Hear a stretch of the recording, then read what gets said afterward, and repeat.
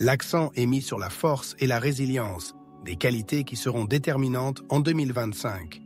Quels sont donc les thèmes clés qui seront pertinents? Nous parlerons des caractéristiques fondamentales fournies par la nature elle-même. La planète dominante, Saturne, et l'élément Terre forment un caractère unique. Mais qu'est-ce exactement que la Terre qui protège ses représentants du zodiaque? Ce n'est pas seulement de la Terre, c'est un solide, comme la pierre ou le fer, un support fiable, une tige porteuse, comme les puissantes racines d'un arbre, qui s'enfoncent profondément dans le sol. C'est le sol des mois d'hiver, gelé, froid. C'est cette dureté froide qui lui confère une incroyable endurance. L'hiver est une rude épreuve pour tous les êtres vivants. Survivre au froid et au blizzard, conserver sa vitalité jusqu'à l'arrivée du printemps est une tâche qui demande du courage et de la force d'âme. C'est pourquoi les arbres sont considérés comme robustes, résistants et capables de renaître. Comme un arbre qui a survécu aux épreuves de l'hiver fleurit au printemps, ces natures qui ont surmonté les difficultés poursuivent leur voyage en donnant les fruits de leurs efforts. C'est un symbole de force, de résistance et de constance, la capacité d'endurer et de prospérer même dans les conditions les plus défavorables. C'est l'incarnation de la force d'âme, la plus puissante et la plus inébranlable. Saturne régnant sur le Capricorne symbolise la suprématie de l'esprit, le désir de contrôler tout ce qui se passe dans la vie. Cette fermeté et cette rigidité innée, inhérentes au Capricorne, doivent se transformer au cours de la vie, passer de l'inflexibilité à un noyau intérieur, gagner en souplesse et en douceur. La véritable force du noyau réside précisément dans la flexibilité, comme la colonne vertébrale ou les os. Des os rigides limitent les mouvements. Pour tourner la tête, il faut tourner tout le corps. C'est une conséquence directe de l'inflexibilité de l'esprit. La véritable force ne réside pas dans le diktat et la coercition, mais dans la capacité d'adaptation, dans la flexibilité de la pensée. Une personne forte est capable d'écouter et d'accepter les opinions des autres, mais elle est avant tout flexible envers elle-même. Les Capricornes sont enclins à se contrôler, à se tenir en étau. De plus, les Capricornes montrent souvent leur contrôle et leur inflexibilité à travers l'amour. Cependant, leur entourage, qu'il s'agisse de leurs enfants ou de leurs proches, ne comprend pas toujours cette manifestation si particulière des sentiments. La rigidité et la sévérité sont perçues non pas comme de l'attention, mais comme quelque chose d'opposé à l'amour. Il est donc important que les Capricornes apprennent à se montrer attentifs de manière plus compréhensible et plus douce. Les parents Capricornes, tels des cerfs volants, protègent leurs enfants. Ils sont prêts à tout pour eux, mais ne peuvent pas toujours exprimer leurs sentiments avec des mots.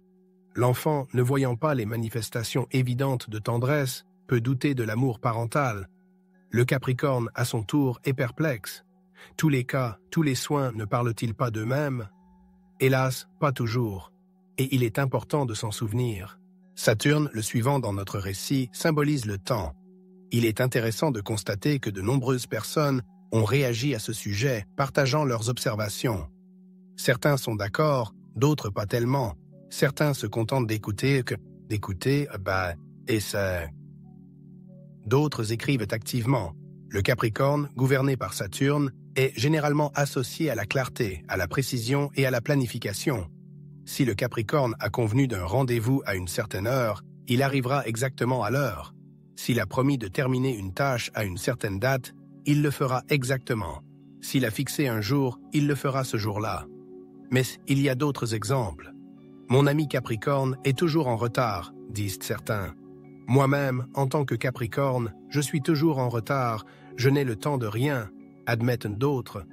La question se pose, qu'est-ce qu'un Capricorne désorganisé? Une telle désorganisation est le signe de l'influence de Saturne. Le Capricorne, en tant que signe gouverné par le dieu du temps, doit être attentif, ponctuel et organisé. Bien sûr, tout le monde n'atteint pas cette maturité avant un certain âge, environ 29,5 ans. Certains font preuve de clarté et de concentration dès l'âge de 22 ans.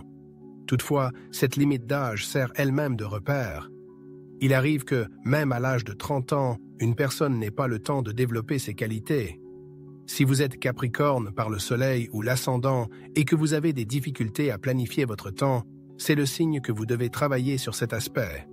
Il est important de garder cela à l'esprit, car cela indique des traits de caractère non travaillés chez les Capricornes. Cela viendra avec le temps. Dans certains cas, un Capricorne connu pour son manque de ponctualité lorsqu'il est jeune change au fil des années. Par exemple, une personne qui était constamment en retard à l'âge de 25 ans devient un modèle de ponctualité à l'âge de 50-55 ans.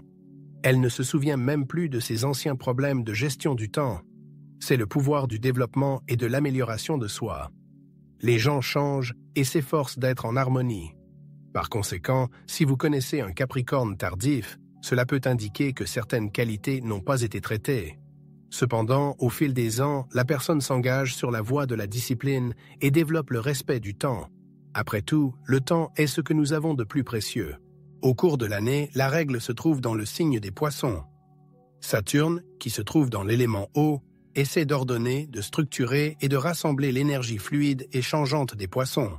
Cette tâche s'avère difficile pour Saturne, comme s'il essayait de rassembler de l'eau dans la paume de ses mains. Cependant, Saturne entre bientôt dans le signe de feu du Bélier, le plus jeune signe du zodiaque. Ici, Saturne a une tâche énorme à accomplir.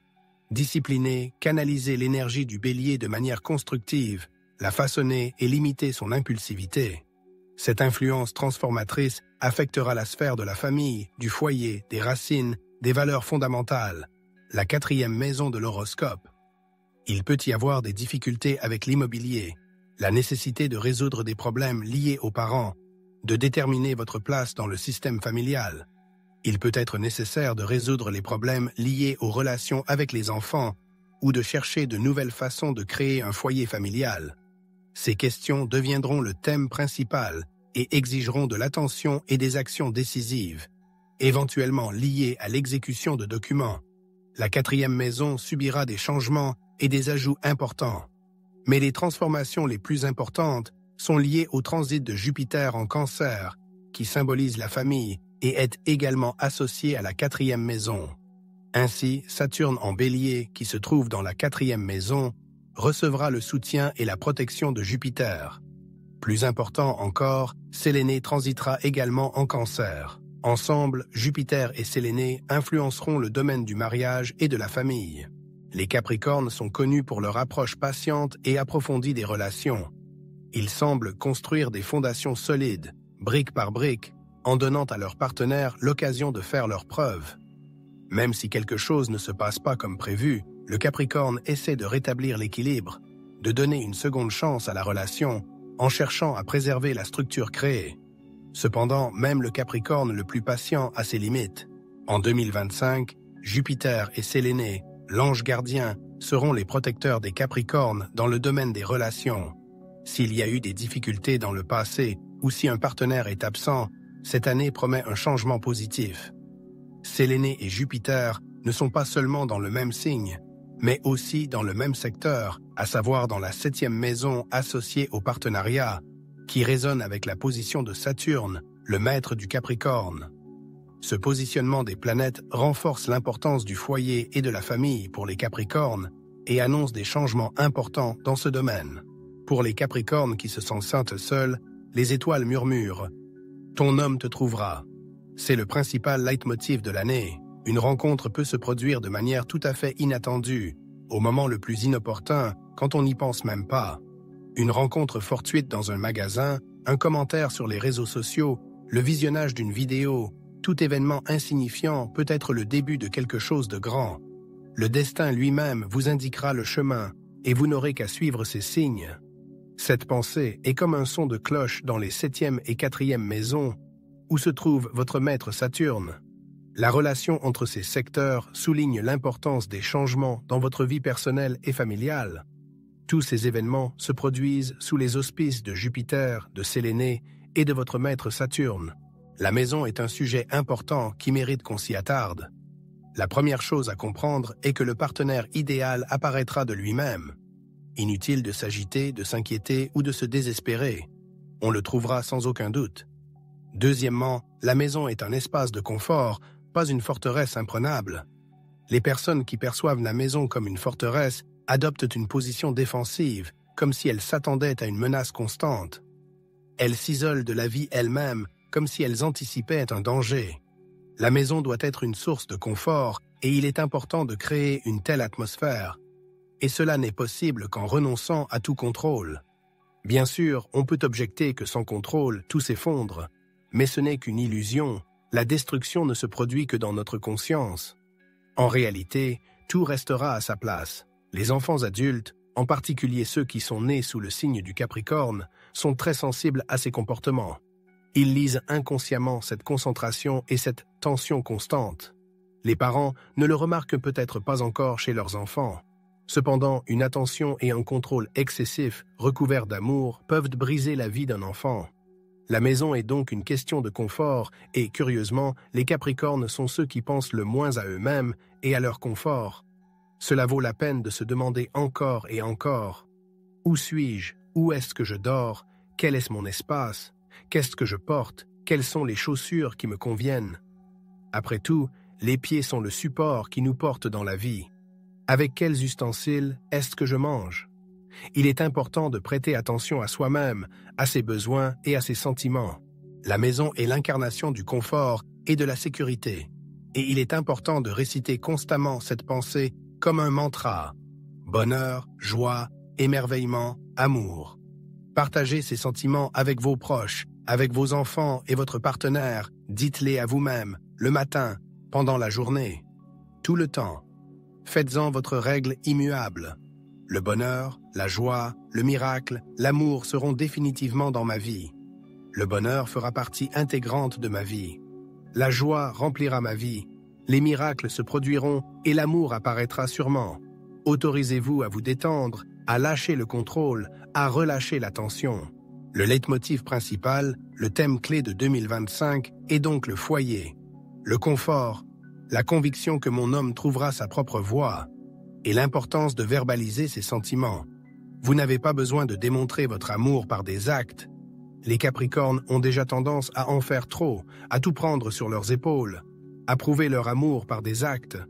Je suis allé chez ma sœur, j'ai aidé aux réparations, j'ai nettoyé l'entrée, j'ai peint les murs. On agit, mais on ne parle pas de ses sentiments. Lorsqu'une personne se contente de manifester son amour sans l'exprimer par des mots, elle se dévalorise involontairement. Oh, elle est si forte, elle fera tout, elle n'est jamais malade, elle n'est jamais fatiguée, je l'appellerai, je la laisserai m'aider. Cela se produit à cause de la dévalorisation intérieure, de la fatigue.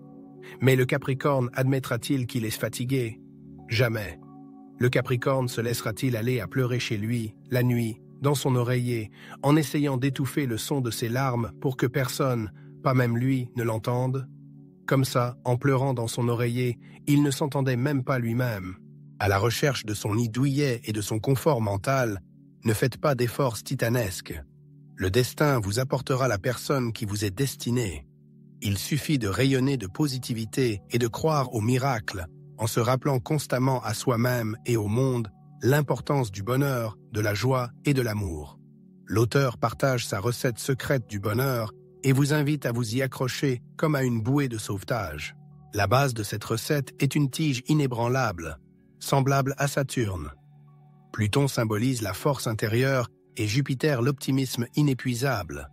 La philosophie de la vie se forme à partir de l'expérience accumulée, souligne l'auteur. Mais l'expérience n'est pas seulement une série d'événements, mais des conclusions significatives tirées sur la base de ce qui a été vécu. Errer dans un cercle sans but, sans analyse ni conclusion, ne conduit pas à l'épanouissement personnel. C'est la capacité à tirer des conclusions et des leçons de toute situation qui forment une véritable philosophie de vie, rendent une personne plus sage et plus résistante à l'adversité. En conclusion, l'auteur embrasse chaleureusement ses lecteurs.